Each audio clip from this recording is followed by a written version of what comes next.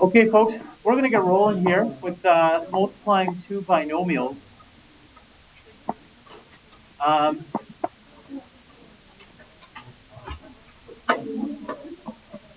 this is very similar to the distributive property, except with the distributive property, you're able to take one term, like 2x, and then multiply that by x plus 6. So really that would be like multiplying a monomial by a binomial. Now, in grade 10, we multiply two binomials together. So remember binomials, it's just two terms, two different terms, unlike terms, in a bracket. Yeah, like x plus 6, x minus 2. Those are examples of binomials. And the reason why we want to kind of explore multiplying binomials is because that's a lot of the times here, we just learned the factored form, which quadratics usually factor into two binomials.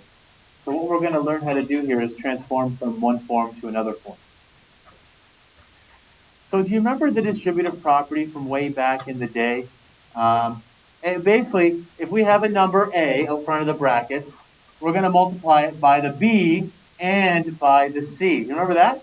I don't know, maybe in grade 8 they might have called it rainbow or something like that. Does that sound familiar? Maybe not. People were looking at me like, huh? Well, I don't know, you had grade 8 online. Who knows? If you even got to this, I'm not sure. But so let's take a moment. It's been a little while. Let's review some of this stuff. So this is saying 4 times x plus 3. See, this is what might be prior knowledge. Yes, have you seen this before? See a show of hands? Yeah, I've seen this before. Okay. And what's going to happen here? Well, 4 times x plus 3. Usually in BEDMAS, we say, all right, brackets first. And we go to the brackets, and we're not allowed to add those two terms because they are unlike terms. So that's when these awesome math people got together and they determined that we can just distribute the 4 to both terms inside of the bracket. So it'd be like 4 times x, and then 4 times 3, yeah? And it's like positive 4 times x, positive 4 times 3, and then you simplify that. And some of you got so good at this, you didn't even do that line. You didn't even want to do that line because you're like, no, I know what's going on here. I don't need that line. You probably just went right to the bottom line there, 4x plus 12, after the first two arrows. Now, we told you in grade 9, please make sure to draw in these arrows. We'll even give you some bonus marks or something like that. Maybe we bribe you in some sort of way. Now, even in grade 10, I'm telling you, keep putting those arrows there. Don't stop doing those arrows. They're really good. Now, sometimes they throw a curveball at us and they put a variable out front. Do you remember that? Well, it's the same idea. We're still doing x times 5x. Yeah, looks like that. And then a positive x times negative 7. Now, some of you probably, again, did not do this step, yeah, which is fine. You can go right here, 5x squared minus 7x. Now, where did x squared come from? It's like, what the heck happened, right? Well, think back, exponent laws, right? We gave you the little polynomial handbook if you were in class. If you're online, we gave you one awesome PowerPoint presentation. And what's going on here is the x to the power of 1 and the x to the power of 1, they're multiplying by one another, so we add the exponent. Now, if that's a big stretch, that's fine. So you can just remember this. Whenever you have x times x, it's x squared. Okay? 5x squared minus 7x. Okay? Questions so far? Seem good? Okay, and lastly, and this sometimes can be a little bit tricky, 5x times 3x and 5x times 5. So same idea, we're still going to distribute the term out front to both terms inside of the bracket. So 5x times 3x plus 5x times 5. Now this is where you go, okay, 5 times 3 is 15, x times x is x squared. So that first term should be 15x squared. Yeah? And over here, 5 times 5 is 25, so 25x. The x just comes along to the right there. Questions about that before I go on? I can't actually move on until I get a whole bunch of these. If I have even one of those, I'm going to stop and do some more examples. So please let me know. Now's the time. Because if this isn't feeling well, because we're gonna take off with this. Good? All right. What is this distributive property good for? Well, if we're able to understand the concept of the distributive property, we're able to multiply a pair of binomials. Yeah? Two binomials. So binomial, it's just two unlike terms. So like that's a binomial, that's a binomial, that's a binomial. These are all binomials because it's, sure, they're polynomials, but in particular, it's a binomial, meaning two terms. Now, by the end of today's lesson, we're going to be able to multiply a pair of these things together, like something like that. We're going to be able to multiply these two things together. Now, first of all, I don't want to just teach you a thing, a method, you follow it, and that's it. Well, sometimes that does work good for us. You know, we have a method, we use it, we solve it, and that's great.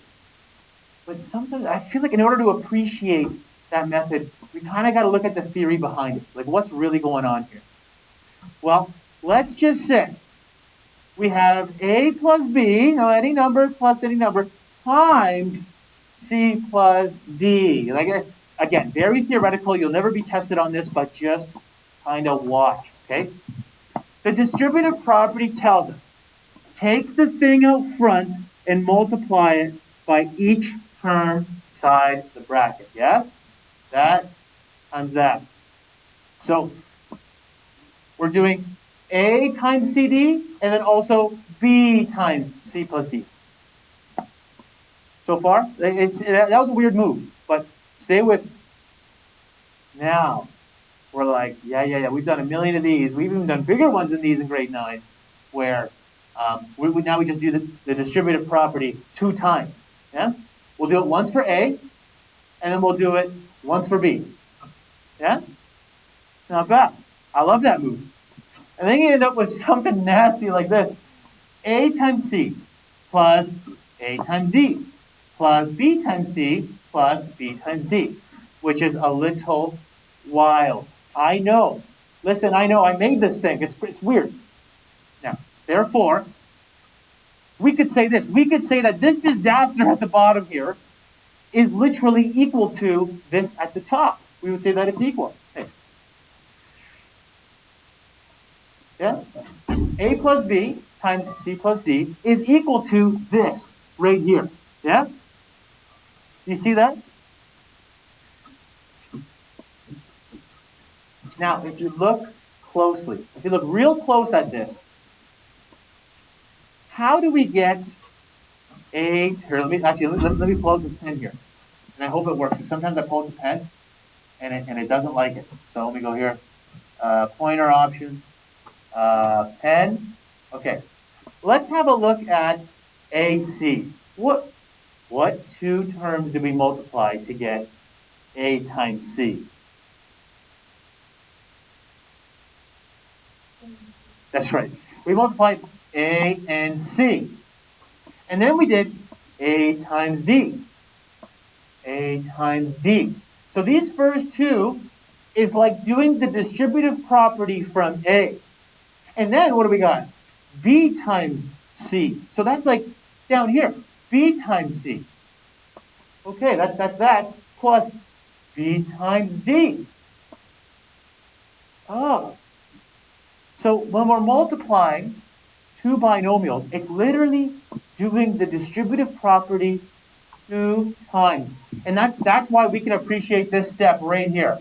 Because that's really what's happening. We're doing A times C plus D, and then B times C plus D.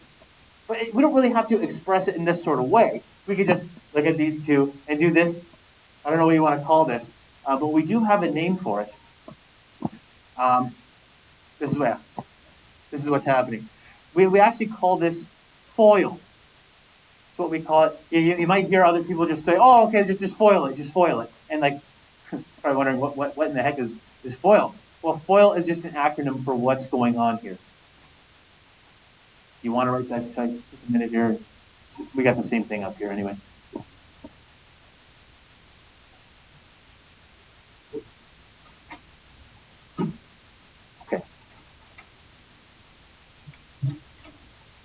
FOIL stands for first, outer, inner or inside, and then last. And that's kind of the order in which we multiply the terms. Like some of you, I could almost just stop the lesson right now, and once I showed you this or told you it's double distributive property, you're like, got it. And you can just take off with it. Others, you're like, whoa, whoa, whoa, whoa, whoa. I don't know about that. Give me something else here. And that's when we give you FOIL. So what we're going to do next is we're going to just explore a couple of examples using any method you kind of want here. So I'll show you FOIL. Well, let's just say we're given x plus 2 times x plus 5. And you're like, okay, I am a FOIL person. I need to follow the steps. Multiply the following terms in this order. Now, some of you that are like step followers, this is for you. What you're going to do first is multiply the first terms together. So when I say first terms, it's the first term in the first bracket, first term in the second bracket, which is x times x. Then next is the outside terms, which would be the x in the first bracket and the 5 in the second bracket, like the outside terms. And that's x times 5, which is x times 5, yeah? Then we do the inner terms, which would be the inside terms here, right here. 2 times x. And lastly, well, the last terms, 2 times 5. And then what we do next is we simplify all of these very carefully, then simplify. So x times x is x squared, x times 5 is 5x, 2 times x is 2x, 2 times 5 is 10.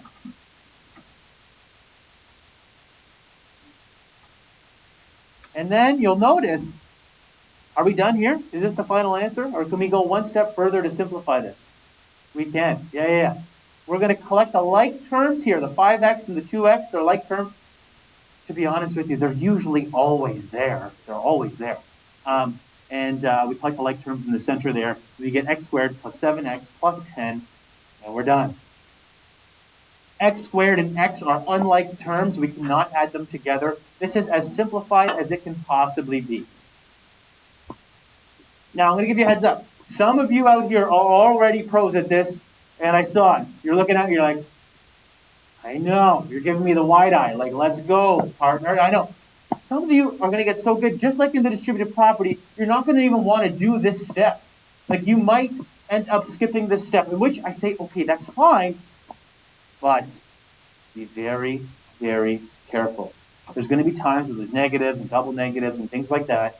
And if you get into the habit of skipping this step, then you might fall into some algebra traps. So my suggestion is to always do this step. It's going to get tedious, I know. You're going to get really good at it, I know, but be very cautious, okay? Because it's very similar like linear systems where you miss it, you drop a negative, and the rest of the question kind of fumbles along here. Okay. I also offer a new method called the window method. Well, not really that window. It looks like this. So we're going to do the same thing, x plus 2, x plus 5. Okay, and then the window, we just draw in a window. Do I have the window drawn for you? Well, I do. Check it out. That's it. So, yeah, we got to cut that quick. So x plus 2, x plus 5. So what we do is we just set up the x plus 2. So the positive x, the positive 2. And on the other side of the window, we'll do the positive x and the positive 5.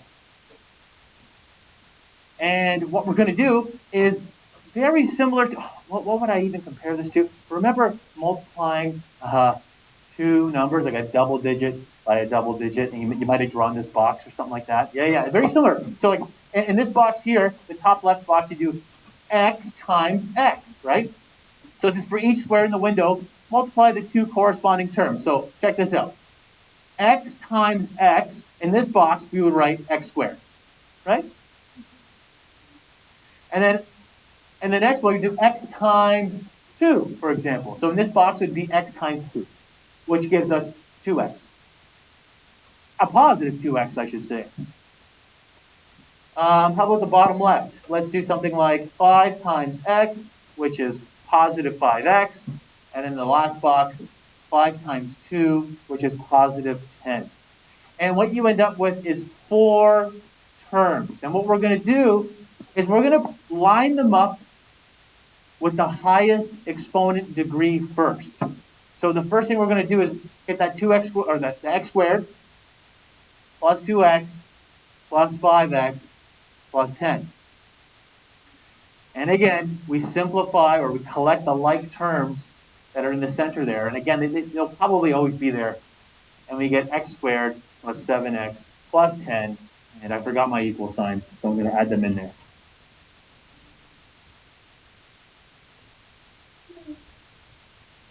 Questions? For some of us, window method might be it. That might be like, yeah, I'm done. I got this.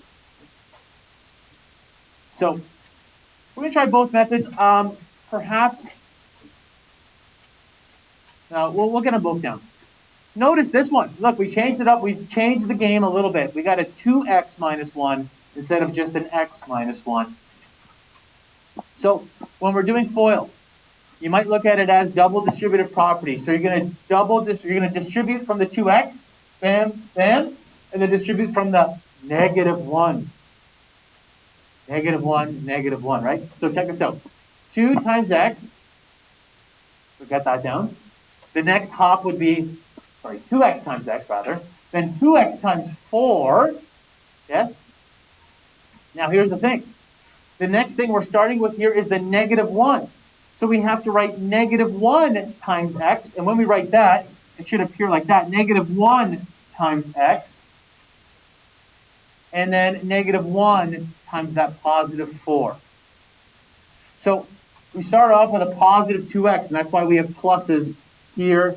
Oh, I mean, there's no plus there, but really there could be. That's why there's positive there. And when we start off with the negative 1, that's why we have these negatives here and here. So we simplify this. 2x squared plus 8x minus 1x minus 4. You could just put minus x, which is fine, but minus 1x, because we know we're about to collect the like terms here. We got 2x squared plus 7x minus 4. And that's that.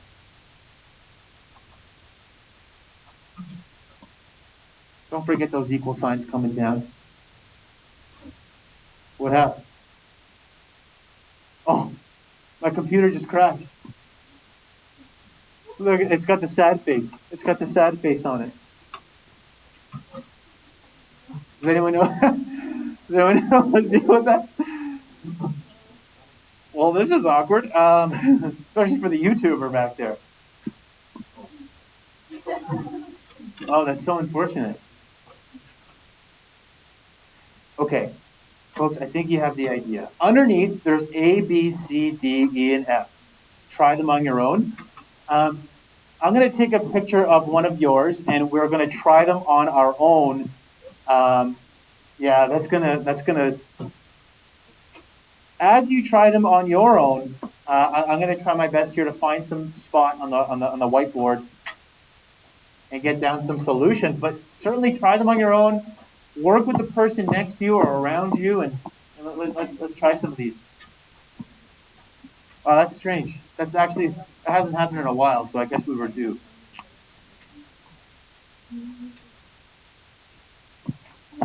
So right now we're just going to try A, B, C, D, E, and F. Try it on your own, and we'll have solutions to that.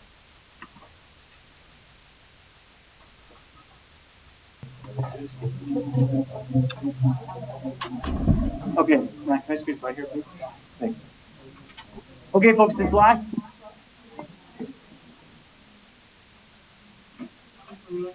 example here. Thanks. Where did my pen go? Here we are. Now, there's two ways to kind of approach. Oh, the calibration is far off. All right, just give me a moment here. No, you guys got different ones?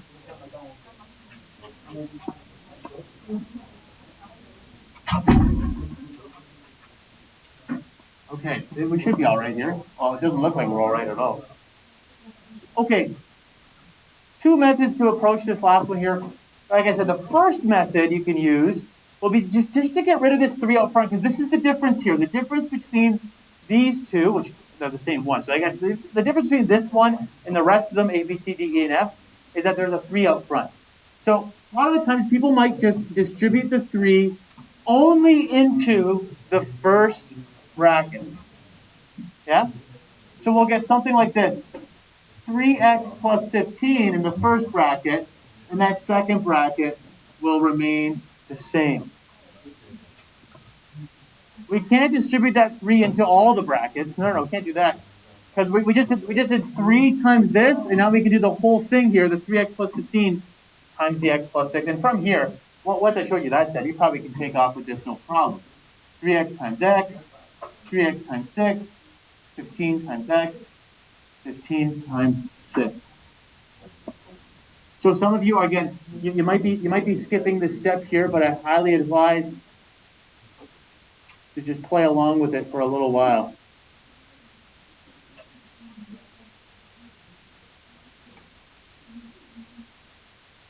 So this will simplify to 3x squared plus 18x plus 15x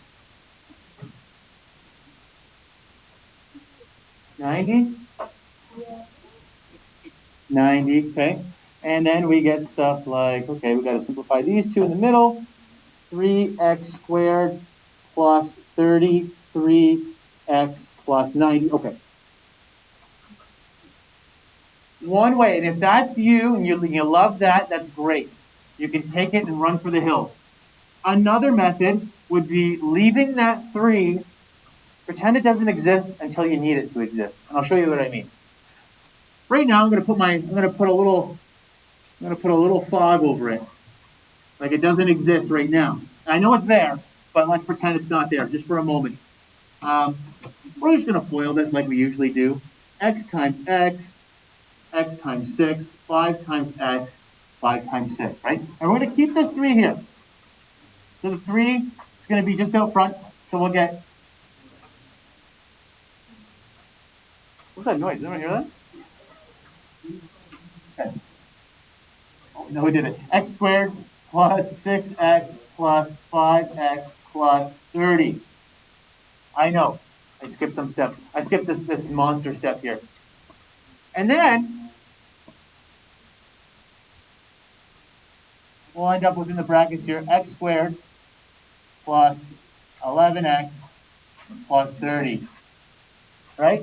So inside of the square brackets, all we've done is we've FOILed everything. We FOILed it. It's lovely.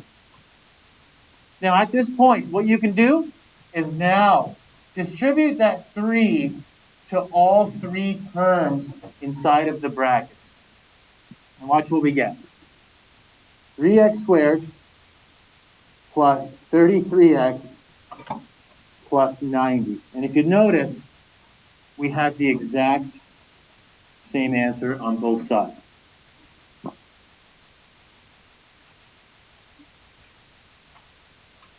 Is there any questions about that? There's one last example there. It says try it on your own, and it is a nasty one like this. So if you haven't gotten a chance yet, try that last one on your own. It's that -2, x plus 1, x minus 9.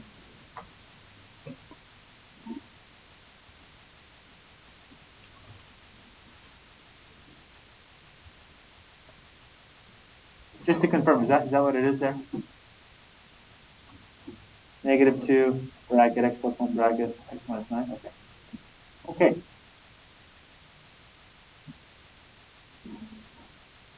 Not sure what method you like to do, but you're more than welcome to choose any of them. I like to just get rid of that -2 at the beginning. Bam, bam, and then it's gone forever. But the only thing is that now I got to deal with this.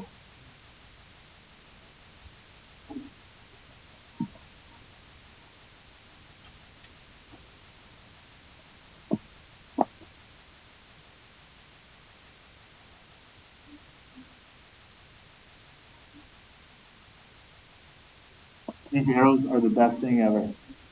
-2 x squared.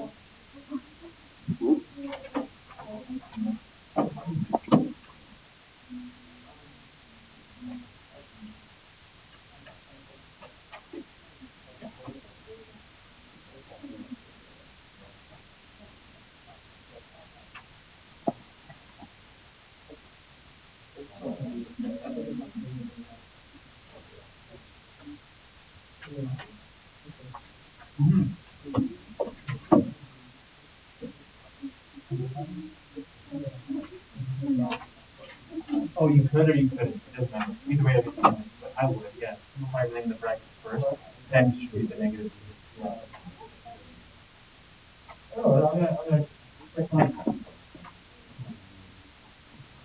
Negative 2x squared plus 18x minus 2x plus 18.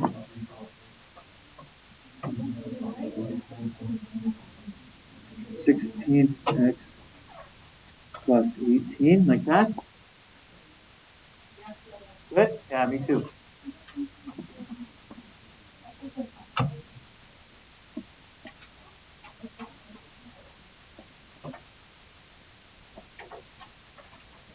Folks, this is one way to do it. Certainly one great way to do it. You get negative 2x squared plus 16x plus 18.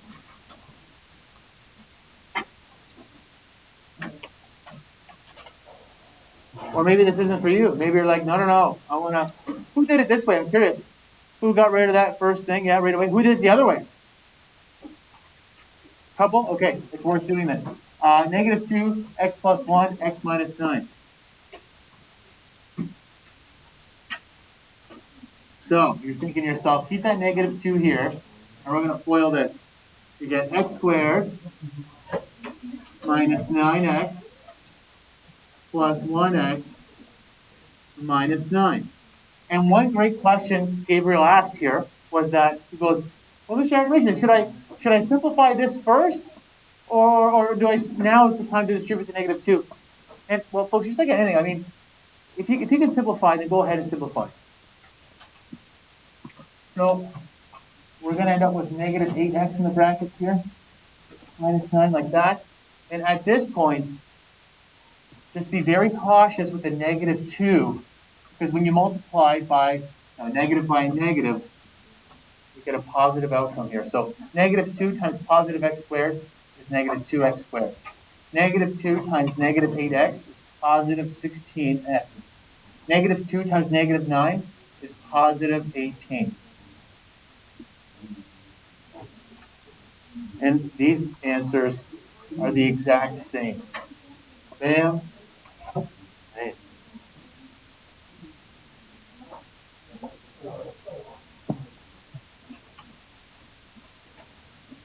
Okay.